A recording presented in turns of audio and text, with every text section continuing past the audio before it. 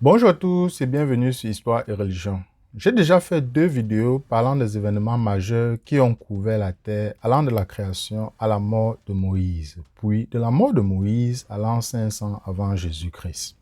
Aujourd'hui, nous allons continuer notre série d'études allant de l'an 500 avant Jésus-Christ à l'an 100 après Jésus-Christ. Si c'est la première fois que vous découvrez la chaîne, abonnez-vous maintenant et partagez massivement afin de sensibiliser le plus de personnes. On se prend juste après le générique.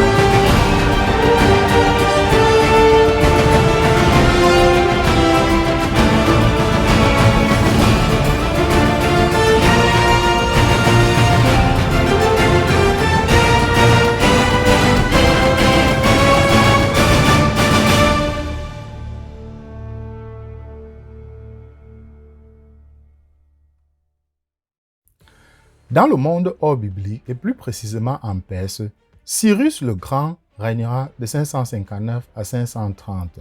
Puis il sera remplacé par Cambyse I, qui régnera de 529 à 522. Darius Ier le remplacera et régnera de 522 à 486. Puis sera remplacé par Xerxès Ier, qui régnera de 485 à 465. Il fera de Esther le personnage public sa reine en 478. Il sera ensuite remplacé par Darius II, qui régnera de 423 à 405, et sera remplacé par Artaxerxès II, qui régnera de 404 à 359. Artaxerxès III, lui, régnera de 358 à 337 avant Jésus-Christ, et sera remplacé par Alexandre le Grand, de 336 à 323. À la mort d'Alexandre le Grand, son royaume sera divisé par ses généraux. Ptolémée Ier héritera de l'Égypte. C'est à ce moment précis de l'histoire qu'on assiste au premier pharaon blanc. L'autre général d'Alexandre le Grand, Séleucus, régnera sur la Perse et la Syrie, alors que Antigonus régnera sur la Macédoine et la Grèce. Ptolémée Ier régnera sur l'Égypte de 323 à 285, puis sera remplacé par Ptolémée II.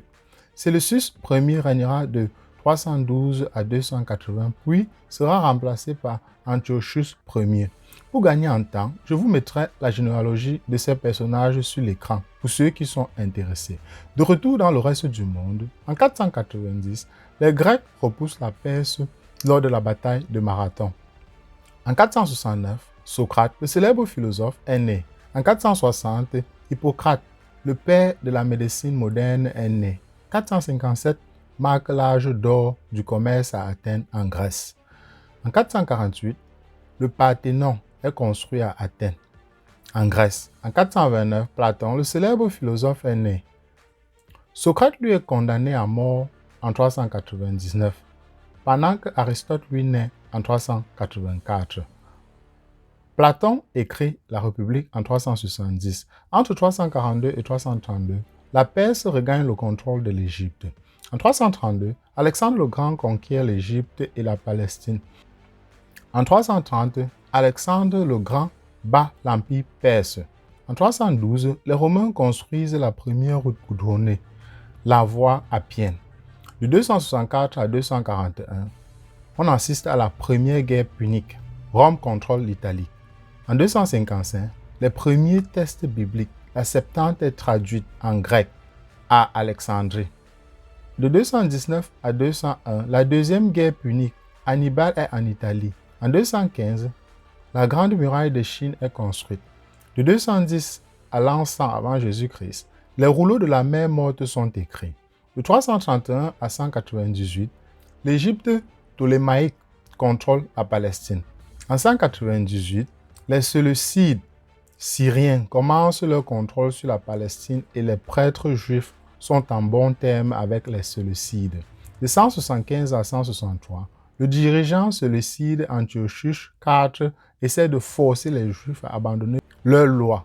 Ils vont même jusqu'à piller le temple de Jérusalem en 169. De 166 à 160, Judas Maccabéus commence une révolte contre les Séleucides et Antiochus IV.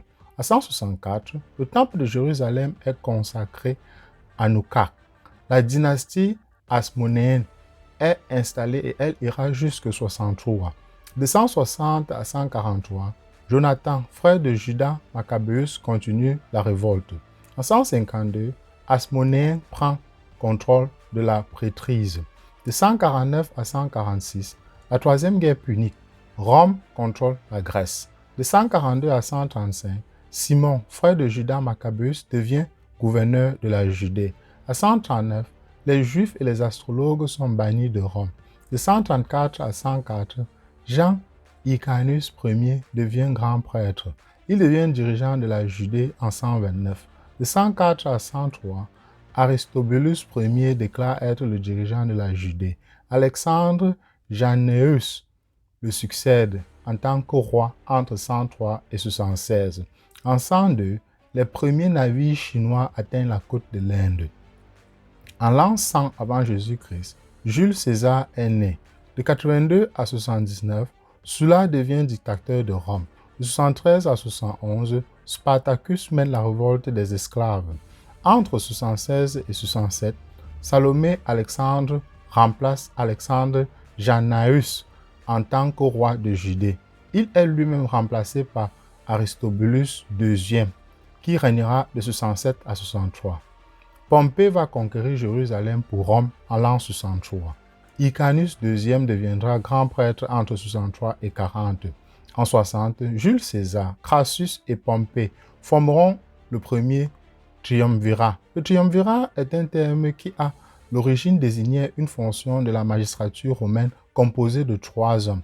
Ensuite, il fut utilisé pour décrire l'alliance secrète ou publique de 3 personnalités, surtout politiques ou militaires, de poids égaux qui s'unissent pour diriger. Le mot vient des génitifs latins trium signifiant 3 et virium signifiant homme. En l'an 55 avant notre ère, les Romains conquièrent l'Angleterre. À 51, Cléopâtre devient le dernier souverain égyptien indépendant.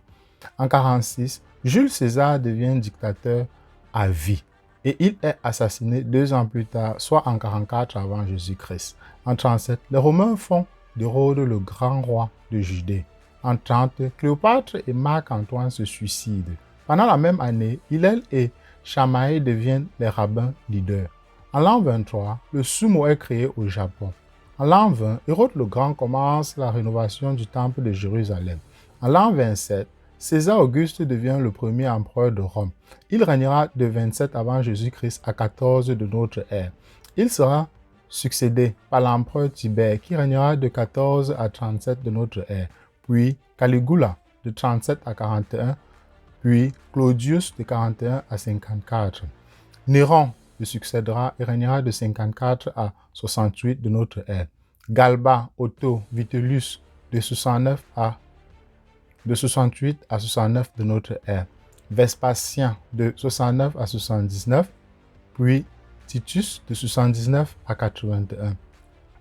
Domatien de 81 à 96, il est l'empereur qui demandera le titre de Seigneur et Dieu. Il sera remplacé par l'empereur Nerva entre 96 et 98. Trajan le succédera et régnera de 98 à 117. De retour dans la Bible, Esdras a vécu entre 538 et 450 avant Jésus-Christ. Agé a vécu entre 520 avant Jésus-Christ. Zacharie a vécu entre 522 et 509 avant Jésus-Christ. Malachie de 430 à 465 avant Jésus-Christ. Esther de 483 à 473 avant Jésus-Christ. Néhémie gouverne le royaume de Juda entre 446 et 432 avant Jésus-Christ. Néhémie est à Babylone entre 432 et 430. Le prophète Joël a vécu en 450 avant Jésus-Christ. 538, Cyrus permet aux exilés de retourner à Jérusalem et Zorobabel ramène 50 000 personnes à Jérusalem. Entre 538 et l'an 6 avant Jésus-Christ, la diaspora qui avait été exilée du royaume de Juda et Israël retourne sur Israël. Il n'y a pas de tribu perdue. C'est tout simplement un mythe et j'ai déjà fait une vidéo dessus. En 520, Agé et Zacharie servent en tant que prophètes. En 515, le second temple est achevé à Jérusalem. En 475, Esther devient reine de Perse. En 473, la fête de Purim est créée. En 458, avant Jésus-Christ, Ezra dirige un autre groupe d'exilés de retour à Jérusalem. En 445, avant Jésus-Christ, Néhémie retourne à Jérusalem. Vers 255 avant Jésus-Christ, l'Ancien Testament hébreu commence à être traduit en grec. C'est ça qu'on appelle la Septante. Vers 169 avant Jésus-Christ, la Septante est créée. Jésus et les apôtres se sont référés assez souvent à l'Ancien Testament dans sa traduction. Ce manuscrit est particulièrement bien conservé. Vers l'an 20 avant Jésus-Christ, Marie, mère de Jésus, naît. En l'an 7 avant Jésus-Christ, Jean-Baptiste naît. En l'an 6 avant notre ère, Jésus lui-même naît. À l'an 4, Hérode le Grand meurt et sera remplacé par Hérode Archel, qui régnera seulement pendant 2 ans, soit de l'an 4 à l'an 6, puis sera remplacé par Hérode Antipas, qui régnera de l'an 6 à l'an 39. Paul naît probablement en l'an 5 avant Jésus-Christ. En l'an 6, la Judée devient une province de Rome et durera jusqu'à l'an 41, puis de 44 à 46. À l'an 7 de notre ère, Jésus visite le temple en tant que jeune garçon et étonne les enseignants du temple par sa sagesse. Il n'avait alors que 13 ans. À l'an 7, Zélote en Judée se rebelle contre Rome. En l'an 14, Tibère succède à César Auguste comme empereur romain. Entre l'an 18 et l'an 36 de notre ère, Caïphe est nommé grand prêtre. En l'an 26, Jean-Baptiste commence son ministère et baptise Jésus. Lors de la même année, Jésus commence son ministère. Ponce Pilate devient gouverneur de Judée de 26 à 36. En l'an 29, Jean-Baptiste est décapité. En 30, Jésus est crucifié, mort et ressuscité 3 jours plus tard. Il est vu par plus de 500 personnes quand il ascendait au ciel. La descente du Saint-Esprit se fait lors du jour de la Pentecôte, en l'an 30 toujours. Jésus n'est pas mort à 33 ans. Si vous faites les mathématiques, il est probablement mort à 36 ans. Donc c'est un mythe qui court généralement les rues disant que Jésus est mort en 33 ans. Étienne est martyrisé ou lapidé 2 ans plus tard, soit en l'an 32. Voir Actes chapitre 2, verset 1 à 36. Les premières persécutions commencent à Jérusalem. Voir Acte 4, verset 1 à 22, Acte 5, 21 à 42, Acte 7, 1 à 60. En l'an 37, Philippe est en Samarie. Voir Acte 8, verset 4 à 13. On assiste aussi à la conversion de Saul sur la route de Damas dans Acte 9, verset 1 à 9. En l'an 36, le premier gentil ou païen converti introduit dans l'église israélite. Voir Acte 10, verset 1 à 48. En l'an 37, Caligula devient empereur de Rome. Flavius Josephus, le célèbre historien juif que nous utilisons souvent ses écrits, vivra de l'an 37 à l'an 100 de notre ère. L'an 40 marque l'appel des chrétiens d'abord à Antioche. Voir Acte 11, verset 19 à 30. Cornélius se convertit au christianisme. L'évangile est prêché aux gentils ou aux païens. La même année, Hérode Agrippa est nommé roi de Judée. En 41, Claudius devient empereur de Rome, pendant que Hérode Agrippa Ier devient roi de Judée. En 43, Claudius va conquérir l'Angleterre pour le compte de Rome. En 43, on assiste à la rédaction de l'évangile de Matthieu. Jacques est tué par Hérode en 44, voir Acte 12, verset 1 à 25. L'année 45 marque l'appel de Paul, voir Acte 13, verset 1 à 3. Entre 47 et 49, on assiste au premier voyage missionnaire de Paul, voir Acte 13, verset 4, Acte 14, 28. En 49, on assiste au concile à Jérusalem, voir Acte 15, verset 6 à 35. Les Juifs Priscilla et Aquila inclus sont expulsés de Rome. De 49 à 51, on marque le début du deuxième voyage missionnaire de Paul. Les premiers livres du Nouveau Testament commencent à voir le jour. Voir Acte 15, verset 39 à 41, Acte 18, verset 1 à 22. En 50, les Romains commencent à utiliser le savon dans leur quotidien. En 51, écriture du livre du premier Thessalonicien, qui était le premier épître de Paul. En 52, ça marque l'écriture du deuxième Thessalonicien. Félix devient gouverneur de la Judée. De 52 à 57, c'est le début du troisième voyage missionnaire de Paul. Voir Acte 18, verset 23 à 28, Acte 21, verset 17. L'année 54 marque l'écriture de 1 Corinthiens. En 54 toujours, l'empereur Claudius est empoisonné sur ordre de sa femme. Néron le remplace et devient empereur de Rome. L'année 57 marque de l'écriture de Galates et l'écriture de 2 Corinthiens. En 57, l'arrestation de Paul à Jérusalem. Voir Acte 21, verset 26. Voir aussi Acte 22, verset 29. En 58, Paul est en prison à Césarée. Voir Acte 23, verset 23 à 35. Il écrit le livre des Romains. La même année, on assiste aussi à la rédaction de l'évangile de Luc. En 59, Paul part pour Rome. Voir Acte 27, verset 1 à 2. Festus devient gouverneur de Judée. En 60, Paul atteint Rome. Voir Acte 28, verset 11 à 16. En 61, on assiste à l'emprisonnement de Paul à Rome. Voir Acte 28, verset 16 à 31. En 62, Paul écrit aux Éphésiens et aux Philippiens. Paul écrit aussi aux Colossiens et à Philémon. Jacques et 1 Pierre sont écrits la même année, respectivement par Jacques et Pierre. Jacques, frère de Jésus, sera lui exécuté la même année.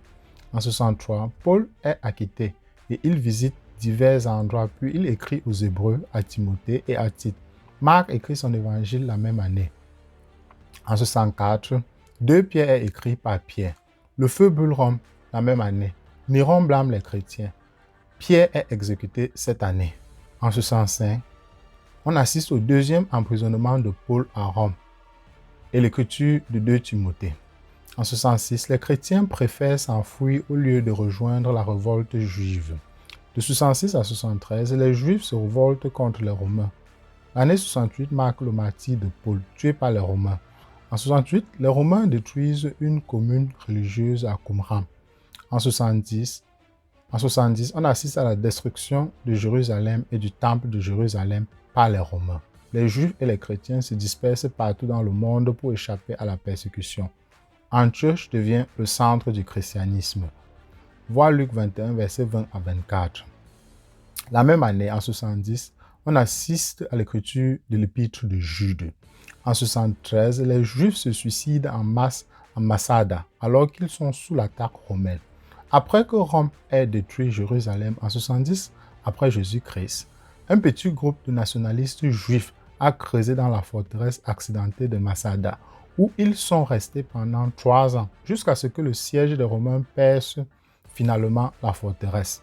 En 74, la Chine ouvre le commerce de la soie avec l'Occident. En 75, rédaction de l'évangile de Jean. Les Romains commencent la construction du Coliseum. Éruption du mont Vésuve en 79 et Domatien devient empereur romain en 81. Cette éruption tuera Pompée et Herculaneus. En 80 de notre ère, le Coliseum est inauguré. Les chrétiens sont jetés aux bêtes qui les dévorera. De 85 à 96, Jean est exilé à Patmos. En 90, nous assistons à la rédaction des 3 épîtres de Jean. Marc prêche en Égypte, Eunuque au Soudan. Thaddée et Bartholomée prêcheront en Arménie. Thomas lui sera en France, Italie, Allemagne, Angleterre, Irak et Iran et en Inde. Tite lui prêchera en Grèce, en Yougoslavie, en Bosnie et en Croatie. De 90 à 96, on assiste aux visions de Jean à Patmos, voir Apocalypse 1, verset 9. En 97, le livre des Révélations est écrit. Voir Apocalypse 10, verset 22. En l'an 100, on assiste à la mort de l'apôtre Jean, un juif chrétien. Il est le dernier écrivain du Nouveau Testament. Eh bien, nous arrivons au terme de cette vidéo. J'espère vous avoir édifié. Si c'est la première fois que vous passez par ici, n'oubliez pas de vous abonner, de partager, de liker, afin de sensibiliser le plus de personnes. On se retrouve très rapidement pour la suite de notre étude qui couvrira les événements qui se sont déroulés de manière chronologique et ça couvrira seulement l'histoire chrétienne. Alors, abonnez-vous maintenant si ce n'est pas encore le cas. On se retrouve très rapidement pour une prochaine capsule.